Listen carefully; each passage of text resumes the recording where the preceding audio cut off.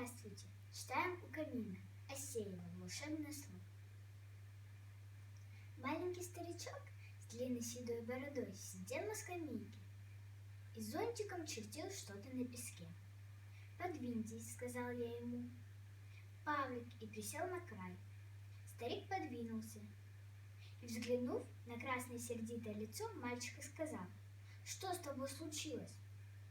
«Ну и ладно, а вам что?» Покосился на него Павлик. «Мне ничего. А вот ты сейчас кричал, плакал, ссорился. С кем-то?» «Еще бы!» — сердито буркнул мальчик. «Я скоро совсем из дома убегу». «Убежишь?» «Убегу. Из-за одной Ленки убегу». Павлик сжал кулак. «Я ей сейчас чуть не поддал хорошенько. Ни одной краски не дает, а у самой сколько. Не дает? Но из-за этого убегать не стоит». «Не, только из-за этого. Бабушка за одну морковку из кухни меня прогнала. Прямо тряпкой. Павлик засыпел от беды. «Пустяки», — сказал старик. «Один поругает, другой пожалеет». «Никто меня не жалеет», — крикнул Павлик. «Брат на лодке едет кататься, а меня не берет. Я ему говорю: возьми лучше. Я все равно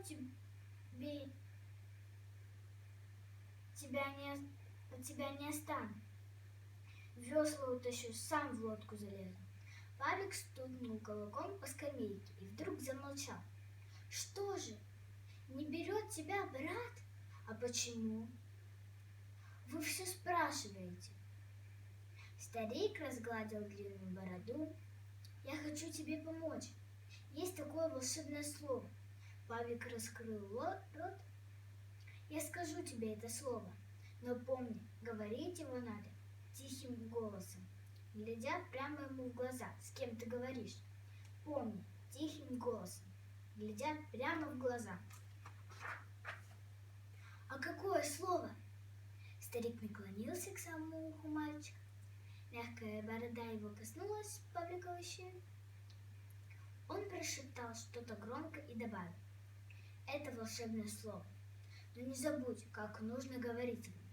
«Я попробую», — усмехнулся Павлик. И сейчас же попробовал.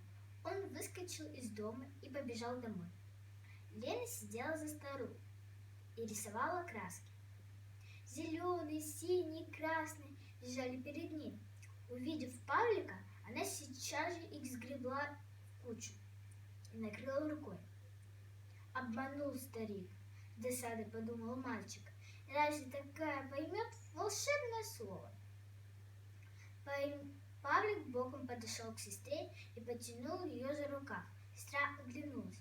Тогда, глядя ей в глаза, тихим голосом мальчик сказал: «Лен, дай мне эту краску, пожалуйста». Лена широко раскрыла глаза, пальцы ее разжались. Снимая руку со стола, она смущенно пробормотала: «Какую тебе?» «Мне синюю», — робко сказал Павлик. Он взял краску и подержал ее в руках, походил с ней по комнате и дал сестре. Ему нужна была не краска. Он думал теперь только о волшебном слове. «Пойду к бабушке, она как раз стряпает. Прогонит ли? Нет?» Павлик отворил дверь в кухню. Старушка снимала с противня горячие пирожки. Внук подбежал к ней и обеими руками повернул к себе красное морщинистое лицо. Заглянул в глаза и прошептал: «Дай мне кусочек пирожка, пожалуйста». Бабушка выпрямилась. Волшебное слово так и засияло в каждой морщинке, в глазах и улыбке. «Горяченького? Горяченького!» — захотел голубчик мой, — приговаривала она. «Выбирай самый лучший румяный пирожок». Павлик подпрыгнул от радости и расцеловал ее в обе щеки. «Волшебник, волшебник!» — повторял он про себя, вспоминая старика. За обедом Павлик сидел притихший и прислушивался к каждому слову брата. Когда брат сказал, что поедет кататься на лодке, Павлик положил руку на его плечо и тихо спросил: «Возьми меня, пожалуйста». За столом сразу все замолчали. Брат поднял брови. брови и усмехнулся. «Возьми его», — вдруг сказала сестра. «Что тебе стоит?» «Ну отчего же не взять?» — улыбнулась бабушка.